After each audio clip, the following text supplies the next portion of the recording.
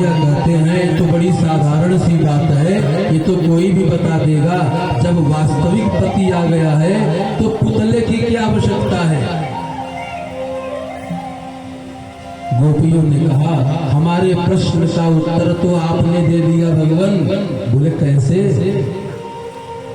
बोले कि इस शरीर का पति होता है, इस शरीर का संबंध होता है, और आत्मा का पति परमात्मा के सिवा और कोई नहीं होता। बोलो राधे राधे।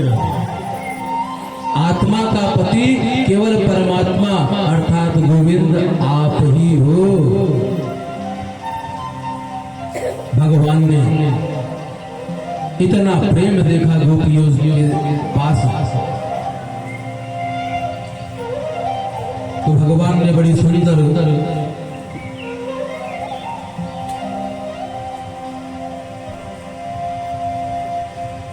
रास की क्रिया को किया, और भगवान रास करने के लिए जाते हैं।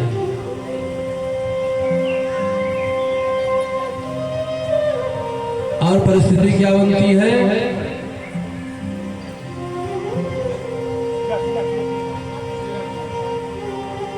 परिस्थिति वहां पर यह बनती है कि वहां पर जितनी गोपियां उतने कृष्ण।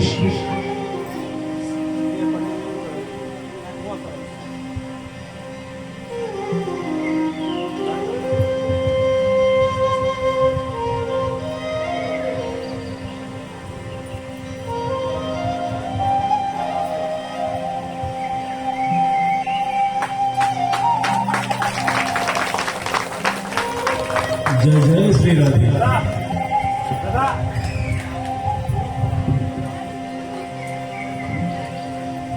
बोले व्यास जी महाराज की जय हो।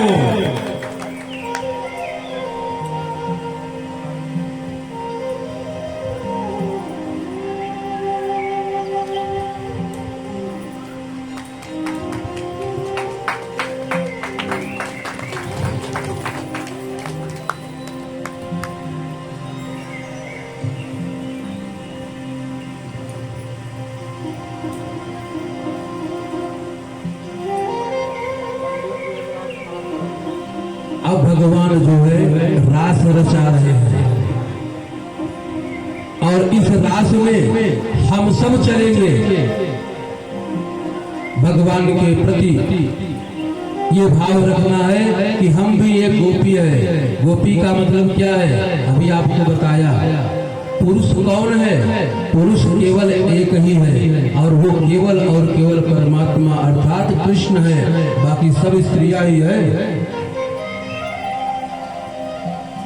हम सबके पति जो है भगवान है। तो भाव ये करना है कि आज हम भी भगवान के साथ रास रचा रहे हैं। और चलिए रास में चलते हैं हम आप सब।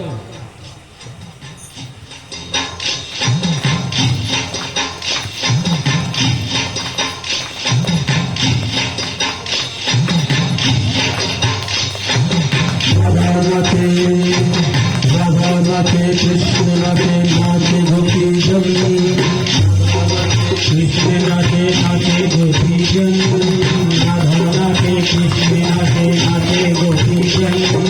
जन मेरो बन गए सतगुरु पावन वृंदावन, मन मेरो बन गए सतगुरु पावन वृंदावन।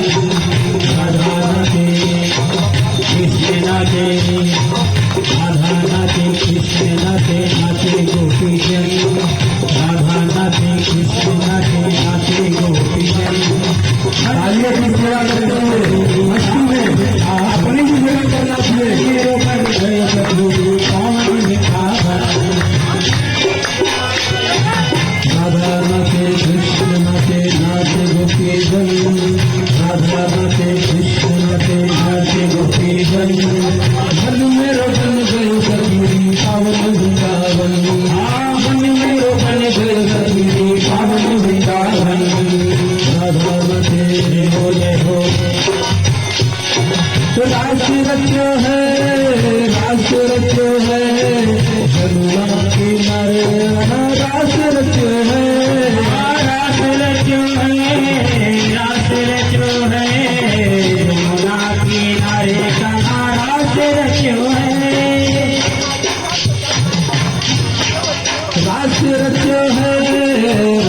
रचो है यमुना किनारे कान्हा रास रचो है रास रचो है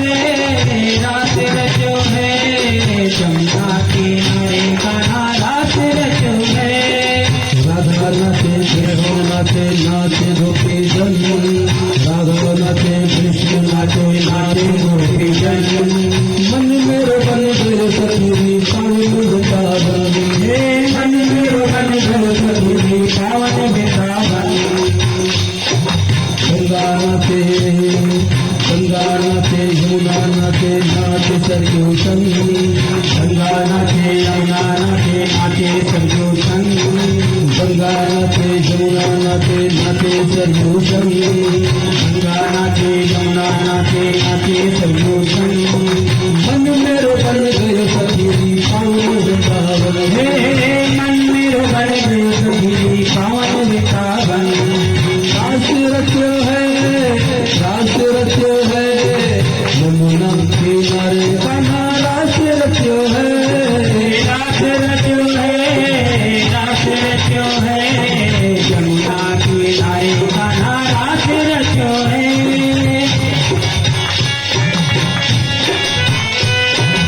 हरि बोल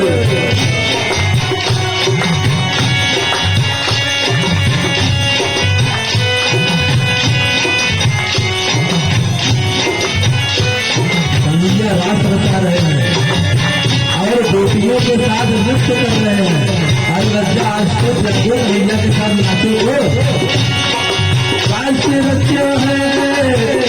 रचो है यमुना किनारे कान्हा रास रचो है रास रचो है यमुना किनारे कान्हा रास रचो है रास रचो है यमुना किनारे कान्हा रास रचो है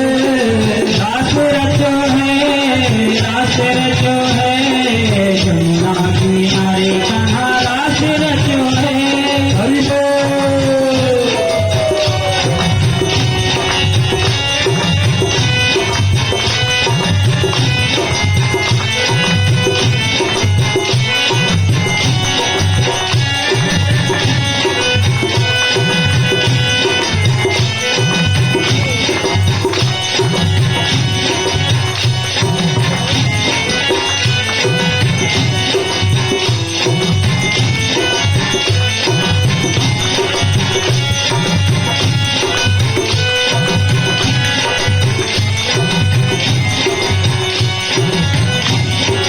जमाना से शंकर नचे नाचे पूजन जमाना से शंकर नाचे नाचे पूजन जमाना से शंकर नचे नाचे पूजन जमाना से शंकर नाचे नाचे पूजन मन मेरो बन गयो सखी पावन वृंदावन मन मेरो बन गयो सखी पावन वृंदावन मन मेरो बन गयो सखी पावन वृंदावन मन मेरो बन गयो सखी पावन वृंदावन रास रचो है यमुना किनारे कान्हा रास रचो है रास रचो है यमुना किनारे कान्हा रास रचो है रास रचो है यमुना किनारे कान्हा रास रचो है रास रचो है यमुना किनारे कान्हा रास रचो है भक्ति जो है वो आप लोगों की अभी देखते नहीं है संगोष्ठी है इसका मतलब अभी अभिमान है आपको जाना कि मैं कौन हूँ जब तक मन में ज्योति भाव नहीं आएगा तब तक सुनने का कुछ फायदा नहीं ज्योति बनो रास रचो है यमुना किनारे कान्हा रास रचो है रास रचो है यमुना किनारे कान्हा रास रचो है रास रचो है यमुना किनारे कान्हा रास रचो है रास रचो है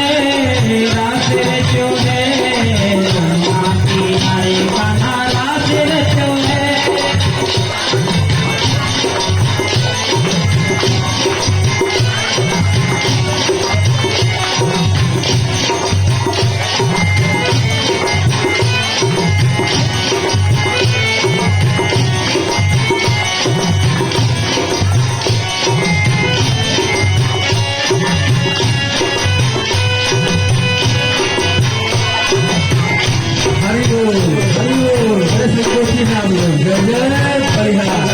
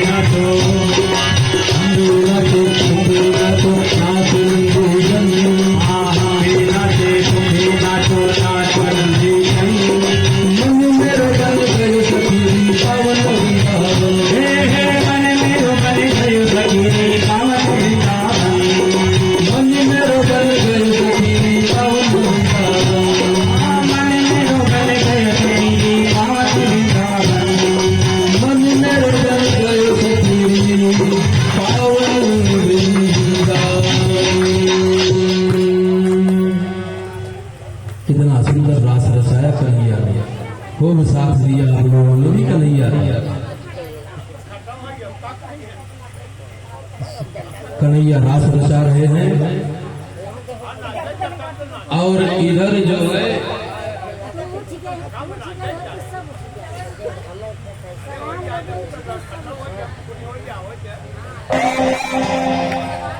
इधर जो है कामदेव को लगा कि बड़ा अच्छा अवसर है, सुंदर सुंदर गोपियों के साथ कन्हैया नृत्य कर रहा है।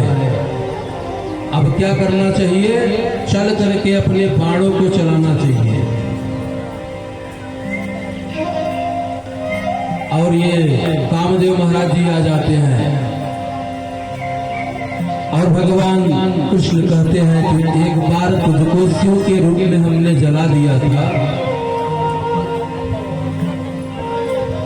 उस समय तो मैं तपस्या कर रहा था, उस समय तो काम की कोई बात ही नहीं, लेकिन आज मैं इन सब के साथ नृत्य करूंगा और तुझको दिखाऊंगा कि मुझ में कोई काम वाम नहीं है, मैं कृष्ण हूं।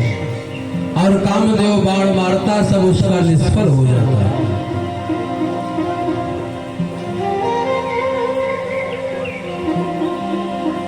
बड़ा ही सुंदर रास रचाया भगवान ने।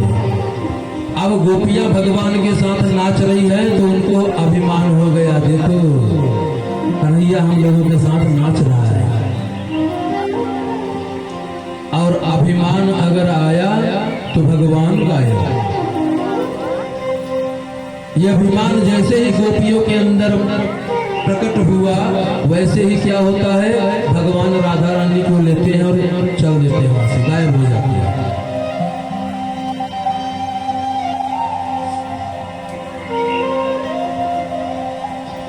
कुछ दूर जाते हैं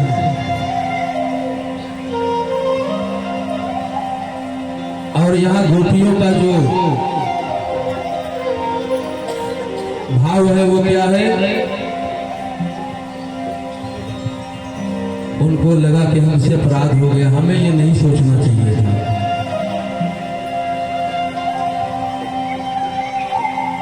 गोपियां विरह करने लगी, भगवान की याद में जो है विलाप करने लगी।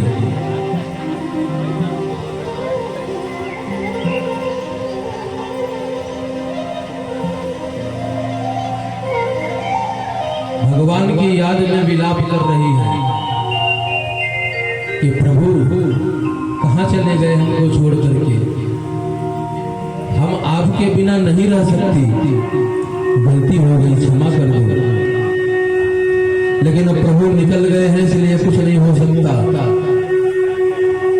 और जब प्रेम की दशम अवस्था को हम प्राप्त कर लेते हैं तो भान नहीं रहता कि हम कौन हैं, और हम जो बात कर रहे हैं वो किससे बात कर रहे हैं, जड़ है कि चेतन है। गोपियां भगवान को खोजते खोजते पहुंचती है और एक पीपल वृक्ष को देखा। बोले आप तो भगवान विष्णु की स्वरूप हो, आप तो कन्हैया के स्वरूप हो, आप बताओ ना। और हम सब आपकी पूजा करती हैं, खूब पूजा करती हैं प्रभु आपकी, तो आप बताओ ना, कन्हैया कहाँ पे चला गया, हमारा प्रियतम किधर गया? पीपल कुछ बोलता नहीं। गोपियां कहती है ये नहीं बताएगा क्योंकि ये बूढ़ा हो गया है, और जो बूढ़े हो जाते हैं उनको कहाँ कुछ याद रहता है। आगे बढ़ गई, जैसे ही थोड़ी दूर जाती है तो उनको तुलसी का एक वृक्ष दिखता है, और तुलसी से कहती है आप तो कन्हैया को बहुत प्रिय हो, बिना आपके उनका भोग नहीं लगता, इतना प्रेम करते हैं कन्हैया आपसे। और कन्हैया कहाँ पर है, किसके साथ है, कैसे है, आपको तो अवश्य पता होगा। बताओ ना, किधर गए कन्हैया? तुलसी भी कुछ नहीं बोली। तो गोपियों ने कहा ये भी नहीं बताएगी। बोले ये क्यों नहीं बताएगी? बोले ये इसलिए नहीं बताएगी कि ये तो हमारी सौत है, और गांव में सौतिया डाह पता हुई, तो बोली कि ये तो मेरी सौत है, ये थोड़ी ना बताएगी, चलो आगे और किसी से पूछते हैं। हमने गलती कर दी, हमें अपने शरीर का जो सौंदर्य है इस पर अभिमान हो गया कि हम बड़ी सुंदर है, इसलिए कन्हैया हमारे साथ नाच रहा है।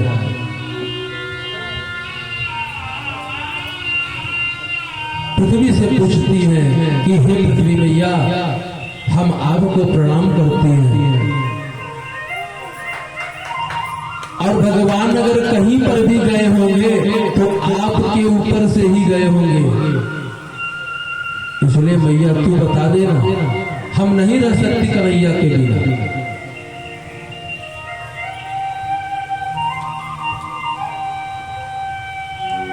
यह है प्रेम की अवस्था। उन्हें ये भान नहीं है, उन्हें पता ही नहीं कि तुलसी कैसे बोलेगी, पीपल कैसे बोलेगा, पृथ्वी कैसे बोलेगी, लेकिन पूछ रही है।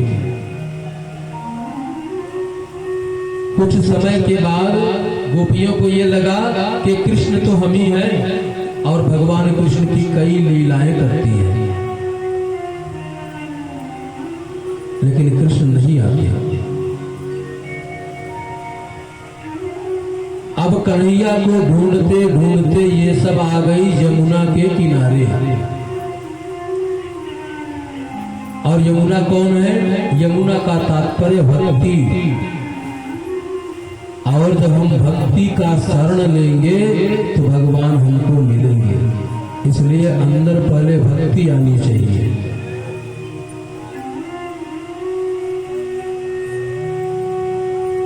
भक्ति के पास पहुंच करके यमुना के किनारे गोपियों ने बड़ा सुंदर गीत गाया, जिसको हम गोपी गीत कहते हैं।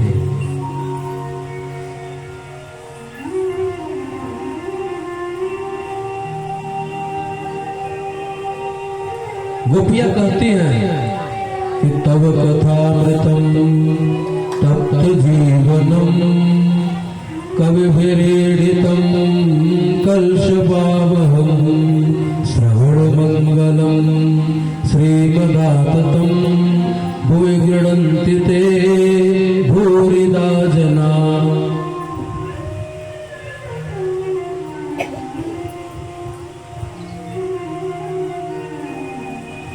करे कन्हैया, तेरी जो कथा है तव कथामृतम, ये अमृत के समान है। और तप्त जीवनम, ये जो जीव है ना, इसको सुन करके तृप्त हो जाते हैं। और बड़े से बड़े पाप का पर्वत क्यों ना हो, वो नष्ट हो जाता है केवल आपका नाम लेने मात्र से। श्रवण मंगलम, आपका नाम श्रवण करना मंगलकारी होता है भगवान। आप हमें क्षमा करिए, हमारे पास आइए। गोपियां इधर गीत गा रही हैं, उधर राधा रानी के साथ भगवान जो है जा रहे थे। तो राधा रानी को अपने कंधे पर लिए थे प्रभु। राधा रानी को भी लगा कि हाँ मेरे बिना इनका काम नहीं चलता, वही छोड़कर अदृश्य हो गए। गोपियां पहुंचती है राधा रानी के पास। अरे आप अकेली, कन्हैया किधर गए? बोले तुम्हारी तरह हमको भी अभिमान हो गया।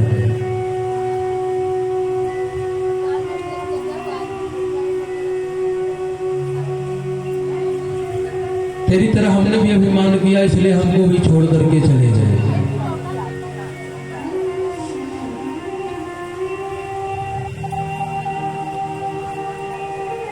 अब भगवान छोड़ करके चले गए हैं और ये लोग ढूंढ रही है प्रभु को, भगवान मिल नहीं रहे हैं।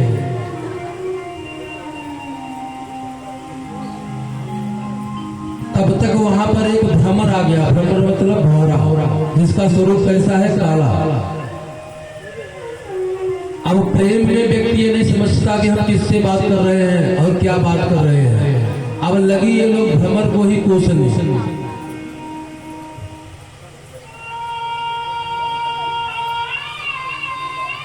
फिर बाद में भगवान ने दर्शन दिया और भगवान से क्षमा याचना की इन लोगों ने, तो प्रभु आकर के दर्शन देते हैं और गोपियों को खूब आशीर्वाद देते हैं कि आप लोगों की जो भक्ति है ऐसे ही बढ़ती रहे।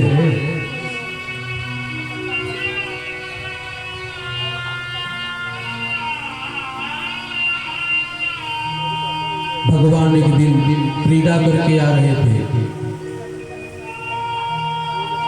गाय को चढ़ा के आ रहे थे और इधर कंस ने ये पता लगा लिया कि वसुदेव का पुत्र और कोई नहीं, ये कृष्ण ही है। अब सोचने लगा इतने राक्षसों को भेजा, पता नहीं कैसे उसने मार दिया। अगर उसको मारना है तो यहाँ मथुरा बुलाना होगा।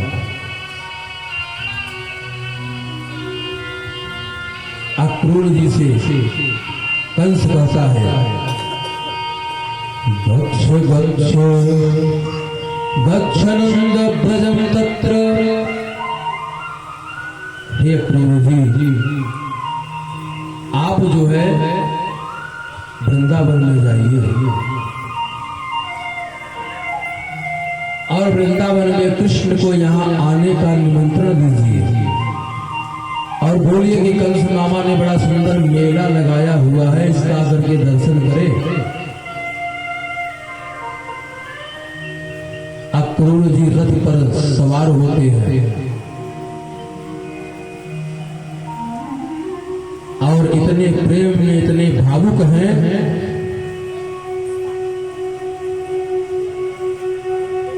उनको जो रथ मिला था वो वायु की तरह चलता था, बहुत तेज था उसका वेग। इतनी तेज वेग था कि अक्रूर जी दर्शन करने के चक्कर में आंखें बंद की, जाना था वृंदावन, आ गए काशी। बोले काशी विश्वनाथ भगवान की जय हो। आ गए तो बाबा का दर्शन किया, फिर वापस जाने लगे। फिर भगवान के ध्यान में मग्न हो गए, पहुंच गए मथुरा। अरे राम राम कंस बोलेगा लेकर नहीं आए, फिर वापस आते हैं और आने के बाद नंद बाबा से मिलते हैं। कहते हैं कि कंस ने जो है बहुत बड़ी योजना बनाई है और मेला लगा हुआ है, आप अपने परिकर के साथ चलिए, पूरे परिवार के साथ चलो।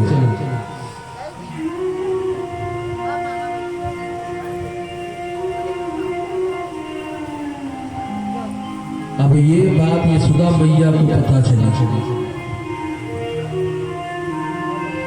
यशोदा मैया ने कहा नहीं नहीं, कन्हैया के बिना तो मैं रह नहीं सकती, ये मनोरथ मैं पूर्ण नहीं कर सकती।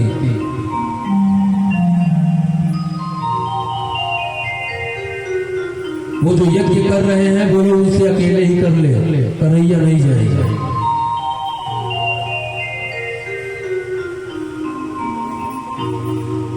यशोदा मैया बड़ी दुखी है, रात्रि होती है।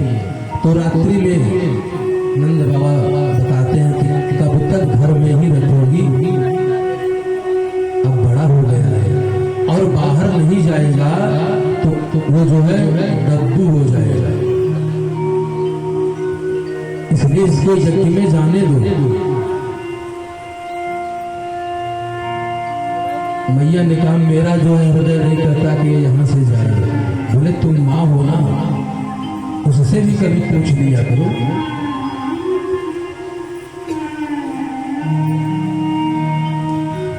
किम मया चरितम भद्र किम तप्तम परमं तपः।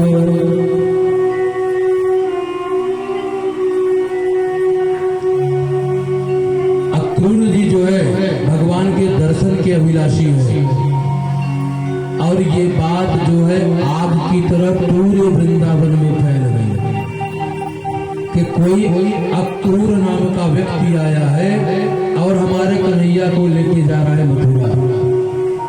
अब तो भीड़ लग गई, नहीं नहीं कन्हैया कहीं नहीं जाएगा। ग्वाल वालों ने जब सुना कि हम सब चलेंगे तो मगर अच्छे प्रसन्न हो गए। नहीं जाने दो कन्हैया को, हम भी मेले में साथ जा रहे हैं ना, साथ में ही वापस आ जाएंगे सब।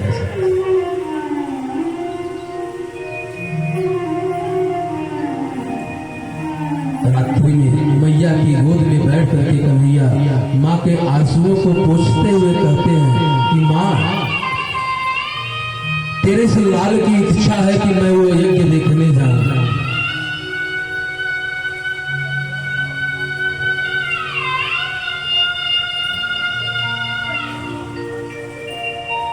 मैया कहती है तेरी इच्छा है? बोले हाँ। तो तू कल मथुरा चला जाएगा बेटा? बोले हाँ मुझे तो जाना है माँ, लेकिन अगर तू कह देगी तो नहीं जाऊंगा। मैया ने कहा कि जिसमें हमारे बेटे की प्रसन्नता हो वही तो हम करेंगे।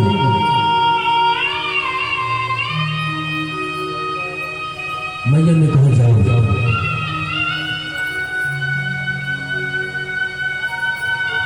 अब कन्हैया अक्रूर जी के साथ रथ पर आरूढ़ हुए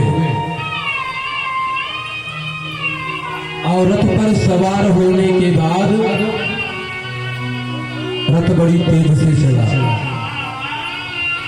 और नंद बाबा से कहा कि जितने भी ये ग्वाल बाल हैं परिकर, इन सब को लेकर के आना है आपको। अब ये सब सज धज करके अपनी अपनी सवारी से मथुरा पहुंच रहे हैं।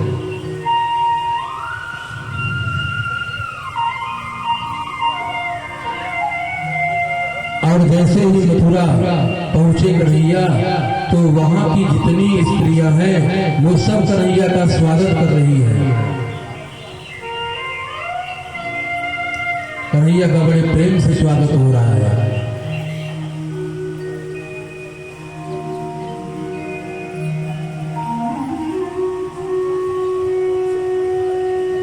कुछ में अक्रूर जी को संशय होता है कि इतने कोमल बालक ये कैसे कंस को मारेंगे।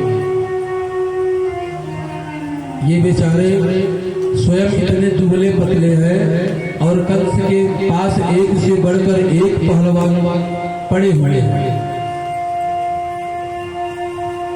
वो सब तो इसका वध कर देंगे।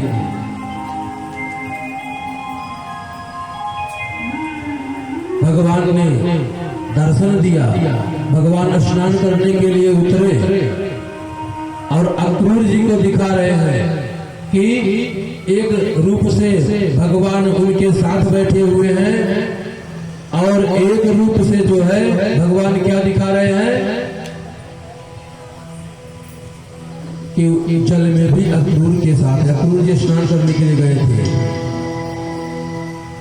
आश्चर्य हुआ अक्रूर जी को, हाँ ये भगवान ही तो है।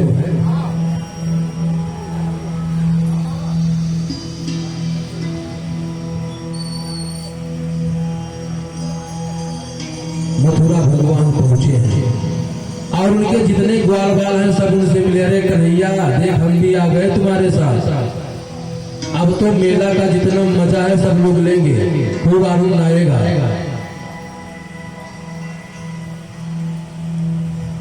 लेकिन कन्हैया एक कमी लग रही है। बोले कौन सी कमी है? बोले कि ये जो कपड़े देख रहा है ना, कपड़े थोड़े से कम जच रहे हैं, कपड़ा बराबर नहीं है। बोले तो चलो कपड़े पहले ले लेते हैं। तो चले गए धोबी के यहाँ, और भगवान की जो उम्र है वो 11 वर्ष 55 दिन के हैं भगवान।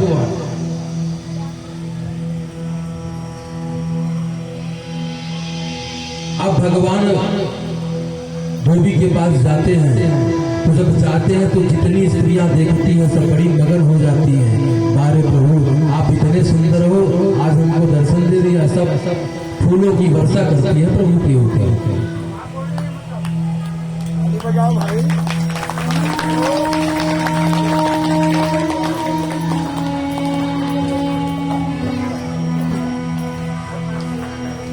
भगवान ने सोचा कि कंस की नगरी में हम आए हैं और ये हमारे मित्र क्या कह रहे हैं कि थोड़ा सज धज ले। इनको ये नहीं पता है कि कंस मामा ने यहाँ मुझे क्यों बुलाया है। यहाँ कंस मामा ने मुझे मारने के लिए बुलाया है।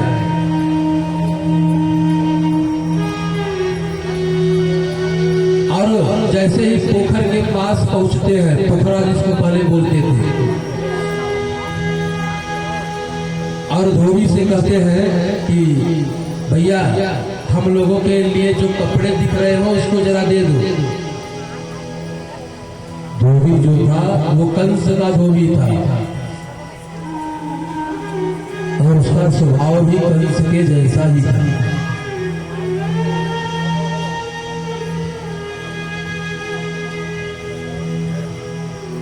कंस की पार्टी बड़ी मजबूत थी।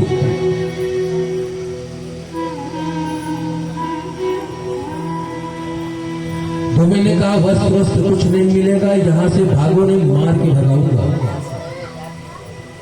कन्हैया ने कहा अरे अरे हम कंस के भांजे हैं, और भांजों से कैसे बात करते हैं तुझे पता नहीं? भयने जो होता है उसको मारने के दृष्टि से हाथ भी नहीं उठाना चाहिए, नहीं तो हाथ कांपेगा मामा जी। बोले बताऊं क्या? और लेकर के एक लठ दौड़ा लिया। अब सब बच्चे भागे, भगवान भी नाटक करने के लिए भागे, और ये जैसे ही पीछे से लठ मारने के लिए दौड़ाया भगवान को, भगवान पीछे मुड़े और ग्वालियों ने कहा कि कन्हैया जरा इसको ये पूतना वाला एक हाथ दिखा तो दे। और कन्हैया मुड़े और एक झापड़ खींच करके मारा उसका गोविंदाय नमो नमः, सर कट के नीचे गिर।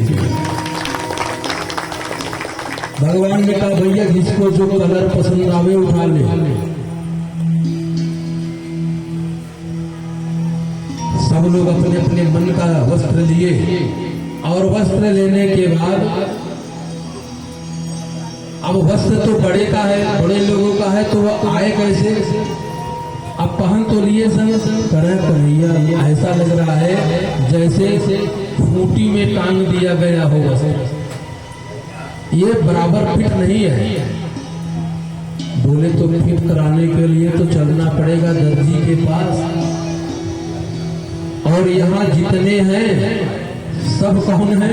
मामा ही है, मामा के गांव के सब मामा। चलो दर्जी मामा के यहाँ चलते हैं। और दर्जी ने जब देखा कि कन्हैया आ रहा है, तो वो कन्हैया का भक्त था, कृष्ण का भक्त था। स्वागत किया, आइए प्रभु, मेरा सौभाग्य जगह जो आपका हमने दर्शन किया।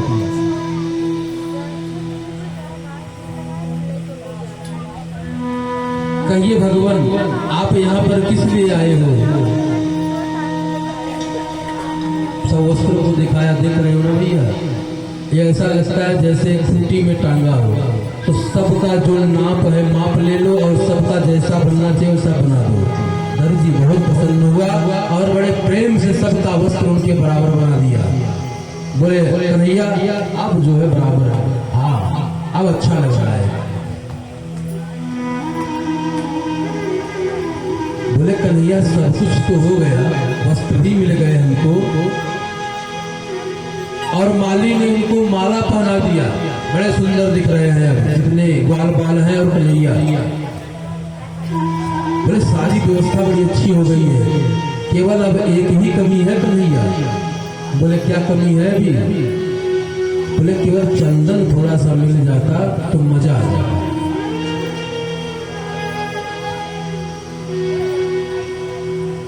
तो कन्हैया देखते हैं कि चंदन की कटोरी लिए एक स्त्री आ रही है, और वह 3 जगह से टेढ़ी है, एक जगह से नहीं 3 जगह से। और कन्हैया कितनी जगह से टेढ़ है? वो भी 3 जगह से टेढ़े है। कन्हैया ने कहा वो देखो चंदन लेकर आ रही है, चलो उसी से चंदन लगवाते हैं। बोले बारे कन्हैया तेरी दृष्टि बड़ी तेज है, तुम भी टेढ़ा और वो भी टेढ़ी, जोड़ी बड़ी गजब की लगेगी कन्हैया। बोले पहले चलो तो चंदन लगाते हैं। और आकर के भगवान बोलते हैं कातुम वरुर्वेदनु हानुलेपम काश्यांगेव कथयस्व साधुनः। ये आपके हाथ में जो चंदन की कटोरी है, ये किसके लिए लेके जा रही हो? हे सुंदरी आप बताओ ना। एक ग्वाल ने ऐसे किया कि तुमको कहां से सुंदरी लग रही है, और मुझे तो लगता है कन्हैया तो इससे शादी करके ही मानेगा। बोले चुप हो, नहीं आता है कुछ तो चुपचाप देखो।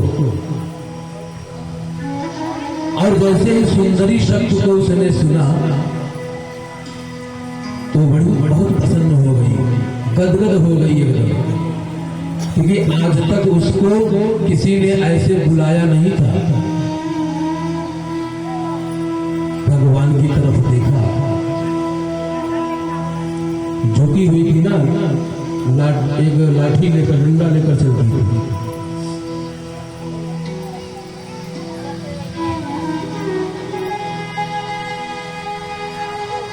बोली कि आप कौन हो, अपना परिचय हमें देंगे? कृष्ण बोले हाँ।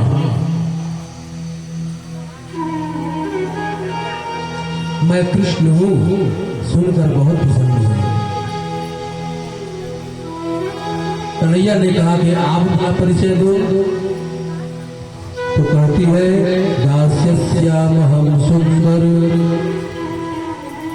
मैं भगवान कंस की दासी हूँ, और मेरा नाम जो है सैरंध्री है। और ये जो 3 जगह से टेढ़ी कमर देख रहे हो ना, आज तक किसी ने मुझे ऐसे नहीं बुलाया, आपने मुझको ऐसे बुलाया है प्रभु। इसलिए आज का जो चंदन घिसा है, कंस को तो हम नहीं लगाएंगी, आज का चंदन आप ही लोग लगा दो। और सबको अपने हाथों से चंदन लगाया। और भगवान कभी किसी का उधार नहीं रखते। जब चंदन उसने लगाया तो भगवान ने कहा कि कुछ इसको उपहार देना चाहिए। भगवान ने उसकी टुकड़ी पर ऐसे 2 अंगुली लगाई अंगुलियों को, और पैर से पैर को दबाया और ऐसे उठा दिया। और जैसे ही उठाया उसको तो उसका सुंदर दिव्य स्वरूप हो गया, और वो एकदम ठीक हो गई, सुंदरी दिखने लगी। बोले कृष्ण कन्हैया लाल की जय हो। कितने कृपालु है प्रभु, वो ठीक हो गई। अब कन्हैया कंस की तरफ आगे बढ़ रहे हैं, और यहाँ कंस की परिस्थिति क्या है? उसको जीरा भी कृष्ण दिख रहा है। काली वस्तु कोई देखता तो उसे लगता कि ये कृष्ण ही है, लेकिन पूरी व्यवस्था बनाया हुआ है। मल्लानाम निर्णाम नरवरः स्त्रीणाम स्मरो मूर्तिमान। बड़े बड़े पहलवानों को, हाथियों को, सबको लगाया हुआ है।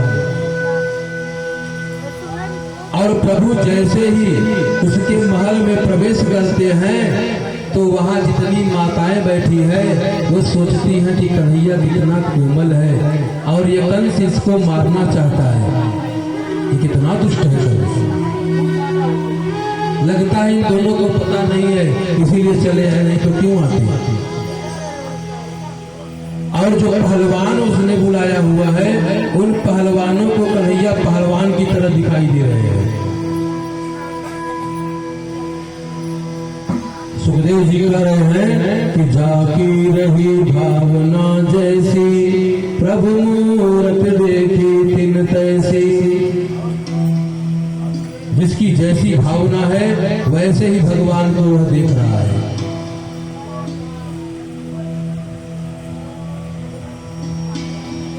भगवान महल में प्रवेश करते हैं और जैसे ही भगवान को कंस देखता है तो उसको भगवान काल के रूप में दिखते हैं। कंस देख करके घबरा जाता है कि अरे राम राम, लगता है कि ये मेरा मृत्यु ही है। आदेश देता है चारों और मुष्टिक को, बोलता है इनका वध कर दो जल्दी। चारूर और मुष्टिक बहुत बड़े योद्धा हैं मल्ल युद्ध के।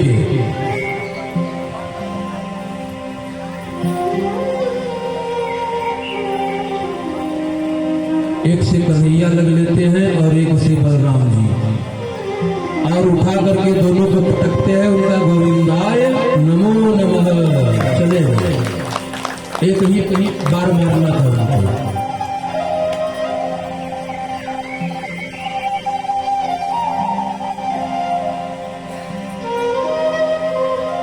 ये लीला थोड़े समय में ही भगवान ने संपन्न कर दी।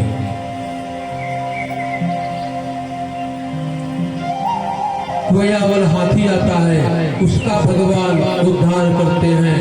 चाणूर मुष्टिक नामक योद्धा आते हैं, उनका भगवान कल्याण करते हैं। और इन सब को मारते हुए भगवान एक छलांग मारते हैं और कंस के पास पहुंच जाते हैं। वृंदावन विहारी लाल की जय, कृष्ण कन्हैया लाल की जय हो। और पकड़ा केसों को, और जैसे ही उसके केसों को पकड़ा, बड़े बड़े केस थे उसके भी, बड़े बड़े बाल थे। पकड़ कर भगवान ने उसको घसीटा और सिंहासन से नीचे गिरा। अरे भांजे बहुत दर्द हो रहा है, अरे छोड़ मुझे, छोड़, दर्द हो रहा है।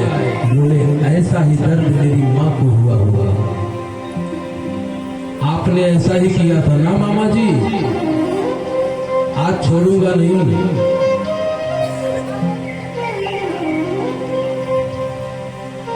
और बोले कि अनेक संतों को आपने बहुत कष्ट दिया है, आज मैं आपको कष्टों से मुक्त कर दूंगा, मुक्त कर दूंगा। और भगवान ने कंस का वध कर दिया। बोले कंस मर्दन भगवान की जय हो। कंस का वध करने के बाद अपने पिताजी को छुड़ाते हैं।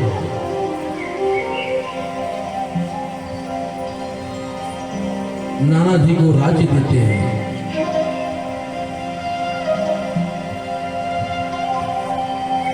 एक दिन अपने महल में बैठे हुए हैं भगवान और रो रहे हैं। भगवान राजा हो गए मथुरा के और बैठे हैं, रो रहे थे।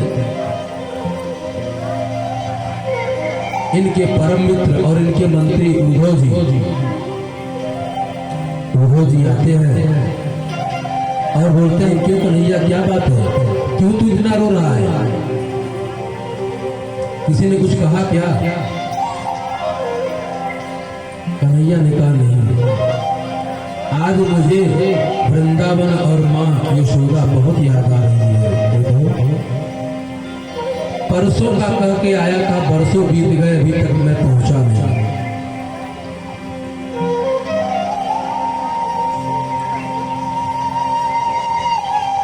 इसीलिए रो रहा हूं। और उनको कोई समझाने चला जाए तो हो सकता है वो सब समझ जाए, उनका जो रोना है वो बंद हो जाएगा। ऐसा भगवान क्यों कर रहे हैं? ये लीला इसीलिए कर रहे हैं कि उद्धव को यह अहंकार था कि मैं जो है बृहस्पति का शिष्य हूँ, देवताओं के जो गुरु हैं उनका शिष्य हूँ मैं। देवताओं के गुरु कौन है? बृहस्पति। उन्हें अपने ज्ञान का अहंकार है। भगवान ने कहा एक बार तू वृंदावन तो जा, तेरा सारा ज्ञान झड़ जाएगा वहां। बोले ठीक है, मैं जाता हूं, मैं सबको समझाऊंगा। बोले हाँ भैया, अष्टांग योग आदि जो है जितनी भी वेदांत की बातें सब समझा देना। लेकिन एक बात यह है कि गोपियां किसी से बात नहीं करती, गोपी जितने हैं वो किसी से बात नहीं करते तब तक जब तक तुम मेरी कोई वस्तु नहीं लिए रहोगे। तो ये जो मेरा है ना उत्तरी, इसको उत्तरी बोलते हैं, इसको लेके जाओ, तब तो तुमसे वो बात करेंगे, नहीं तो बात भी नहीं करेंगे। उद्धव वहां से चल दिए। इधर की परिस्थिति क्या है? जितने गोपाल हैं सब जो है रोज आकर के उसी रास्ते पर देखा करते थे कि भगवान आज वापस आएंगे, प्रभु आज वापस आएंगे। सुबह से शाम हो जाती, भगवान नहीं आते और सब अपने घर को चले जाते। एक दिन देख रहे थे तो उधर से धूल उड़ती हुई दिखाई दी। सबने कहा कि लगता है कन्हैया आ रहा है। हाँ वही रथ तो है जिससे कन्हैया गया था, आ रहा है कन्हैया। उन्हीं में एक जो है छोटा सा ग्वाल था। वो बोला मैं तो कन्हैया से बात तक नहीं करूंगा। बोले क्यों भैया तू बात नहीं करेगा? बोले बात मैं इसलिए नहीं करूंगा कि इतने दिन हो गया उसको हमारी याद नहीं आई, इसने हमारी सुध तक नहीं ली, इसलिए हमको तो इससे बात नहीं करेंगे। और वो जाकर के चुपचाप झाड़ियों में छुप गया।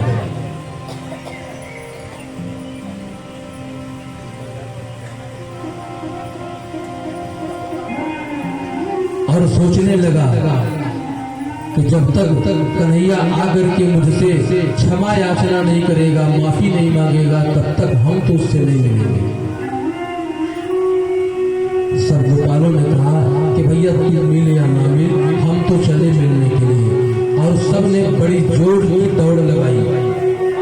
और जब सब ने दौड़ लगाई तो वो जो छोटा ग्वाल था वो भी रुक नहीं पाया, वो भी सबसे तेज दौड़ा और सबसे आगे हो गया। सबने बोला क्यों रे, तू तो बोला था कि कन्हैया आएगा, क्षमा याचना करेगा, तू दर्शन करेंगे,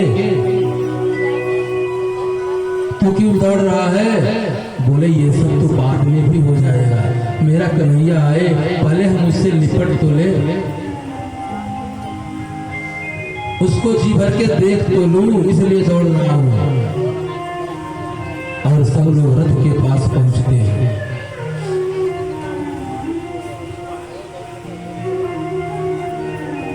देखते हैं कन्हैया तो नहीं, ये कोई दूसरा है। पूछते भैया कौन हो? बोले हम कृष्ण भगवान के मंत्री, मेरा नाम उद्धव है। अच्छा आप भगवान कृष्ण के मित्र हो? बोले हाँ। बोले हम भी उनके मित्र ही हैं, आइए स्वागत है आपका। बोले भैया मुझे जो है मैया के घर पे जाना है, यशोदा माँ के घर पे जाने वाला जो मार्ग है वो कौन सा है? बोले किसी से पूछने की आवश्यकता नहीं। क्यों?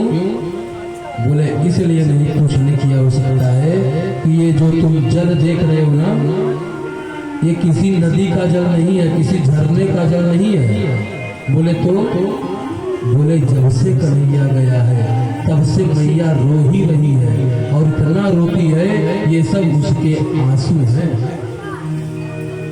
और इसी को पकड़ करके अगर तू जाएगा ना तो सीधा मैया के घर पे पहुंच जाएगा।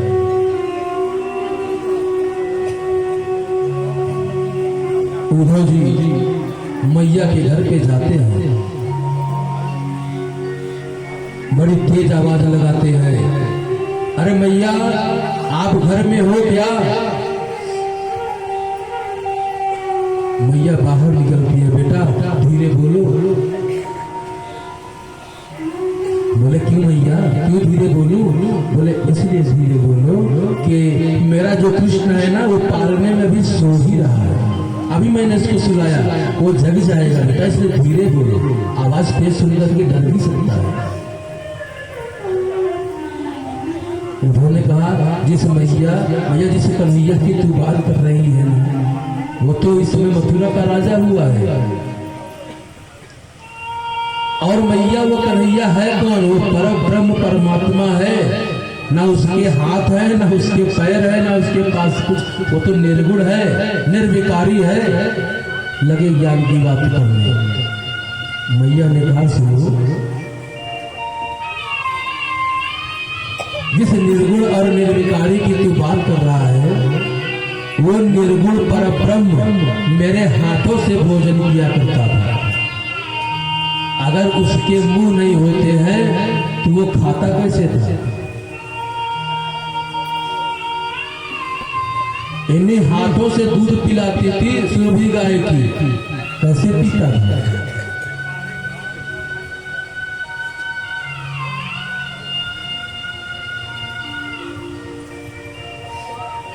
वो ज्ञान की बातें करते मैया सब खंडन कर देती और पुरानी बीती हुई बातों को याद करके मैया रोने लग जाती और बेहोश हो जाती।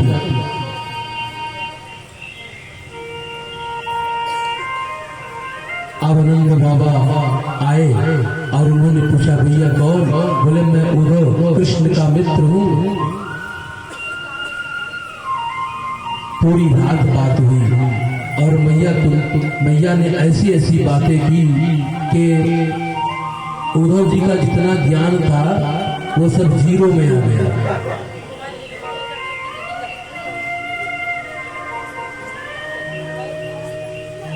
मैया ने कहा आपको क्या लगता है, एक दिन वही जो परब्रह्म जिसकी बात कर रहे हो खिलौने के लिए मुझसे रूठ गया। मैया मैं चंद्रमा को लूंगा। कैसे आप कह रहे हैं कि वो निर्गुण है, बिना शरीर वाला है, वो कुछ खाता नहीं। उद्धव जी ने पूछा कि मैया मैं गोपियों से मिलना चाहता हूँ।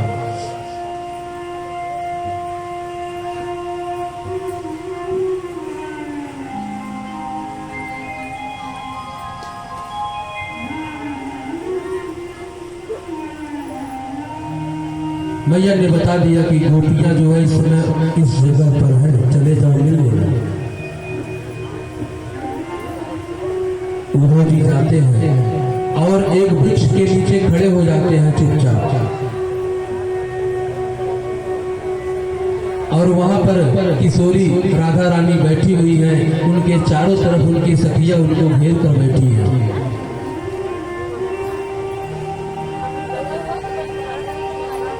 एक सखी कहती है कि स्वप्ने पश्यन्ति या कांतम धन्यास्ता सखियोसिता अस्माकं तु गते कांते गता निद्राति वैरणी।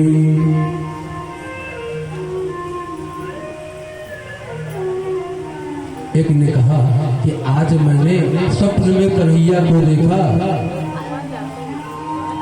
भगवान कृष्ण आए हुए हैं और हम उनसे बातें कर रही हैं। सबने अपने अपने स्वप्न के बारे में बताया और फिर पूछा राधा रानी आप बताओ ना, आपने कौन सा स्वप्न देखा? उन्होंने कहा कि आप लोग जो है ना बड़ भागी हैं, जो कन्हैया स्वप्न में आपको आकर के दर्शन देता है। मुझसे तो ऐसे रूठा है कि मुझे नींद ही नहीं आती और मैं सोती ही नहीं, और जब सोती ही नहीं तो ये बताओ कैसे स्वप्न देखूंगी? जागते हुए स्वप्न नहीं देखा जाता ना देवी।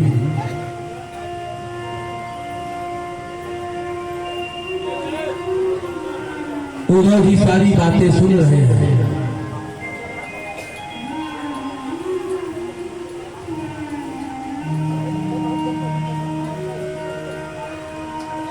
और तब तक वहां पर एक भ्रमर का आगमन होता है और भ्रमर गीत के माध्यम से ये सब भ्रमर को ताना मारती है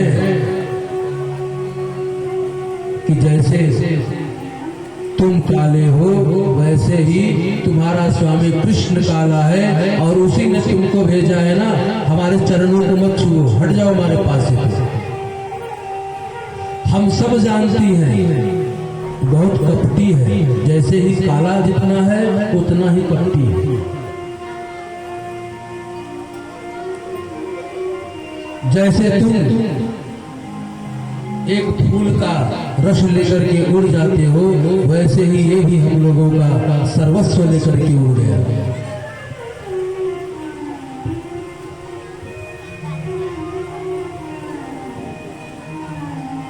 एक गोपी ने कहा काला तो इतना है कि बेचारी सुपंखा का अपराध क्या था,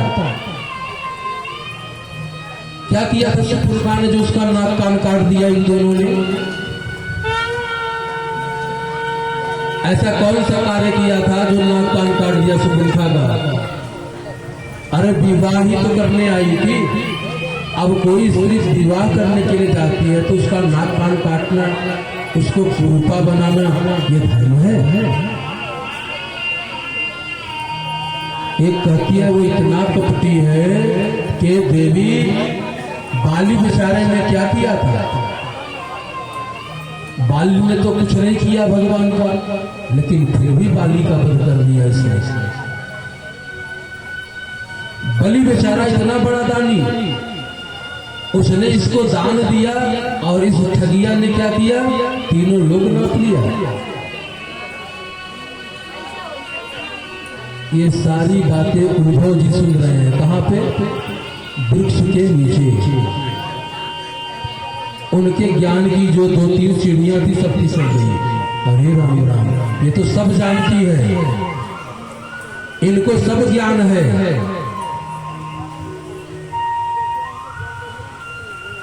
कि भगवान ने कितने अवतार लिए और किस अवतार में इन्होंने कौन सी लीला की थी। ये अनपढ़ नहीं, ये तो हमसे भी ज्यादा पढ़ी लिखी है।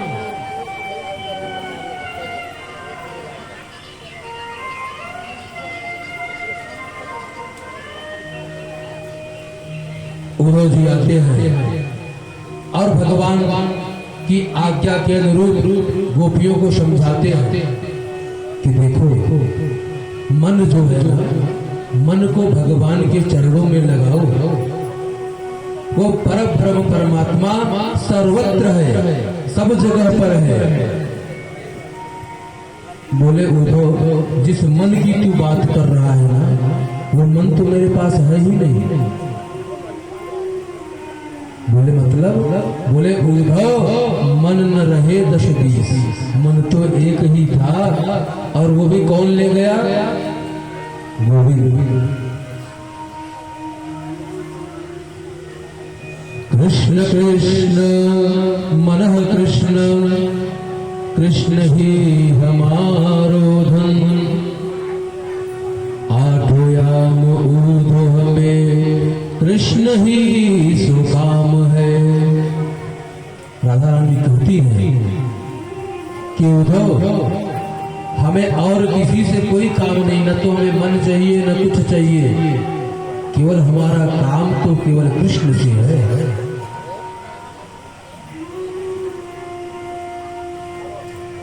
उद्धव ज्ञान की बातें करने लगते हैं कि भगवान निर्गुण, निर्गुण का अर्थ होता है जो दिखाई न दे, जिसका कोई आकार न हो, वो निर्गुण है। मैया कहती हैं, जितनी गोपियां हैं सब कहती हैं कि उद्धव तुम बौराए हो क्या? हम सबने उनके साथ रास किया है, हम सब उनके साथ रही हैं। उद्धव का और राधा रानी गोपियों के साथ बहुत संवाद होता है और देखते देखते उद्धव जी का जितना ज्ञान था सब धरा का धरा रह गया और उद्धव जी बोल पड़े, आशा महो चरण रेणु दुसराम महस्य वृंदावनस्य किमपि गुल्मलतौषधीनाम। उद्धव जी ने कहा कि हे भगवान, हमको इन गोपियों के चरणों का रस बना दो। अब मैं भी यहाँ से जाने वाला नहीं। आए थे 1 महीने के लिए, 6 महीने बीत गए, उद्धव जी वहीं पर हैं।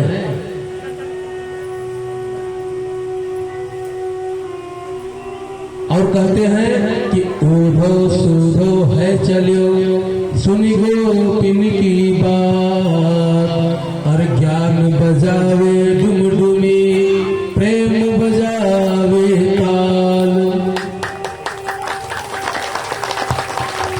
प्रेम तालियां बजा रहा है और ज्ञान डुमडुमी बजाते हुए जा रहा है।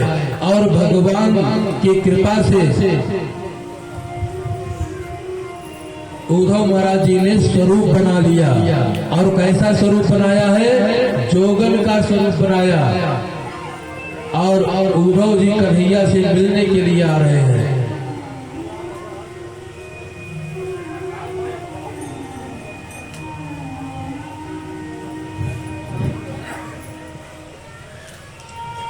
उद्धव जी वहां से चले वृंदावन से।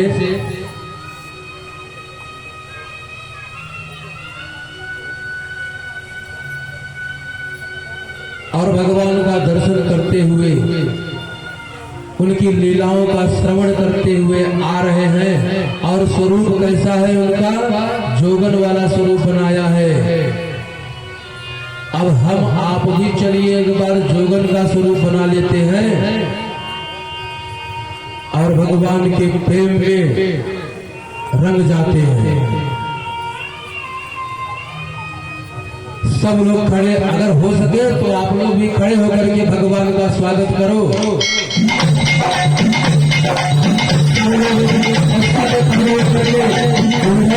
ज्ञान भरा रह गया है और उद्धव जी जा रहे हैं। स्वागत करिए उद्धव जी का। भक्त हो गए, ज्ञानी से भक्त हो गए।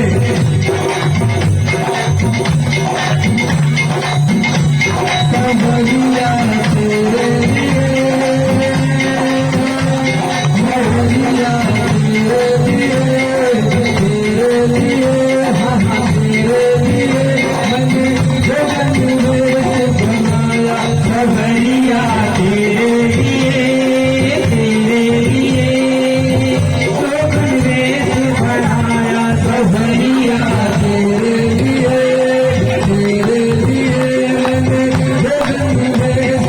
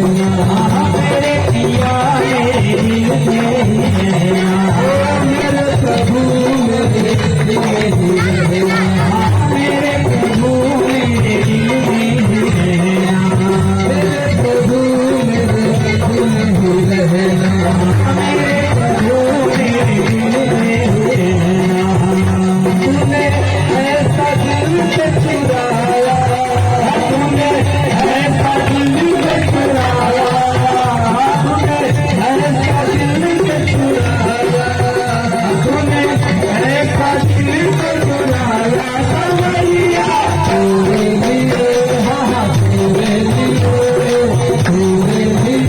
मैंने भजन देश बनाया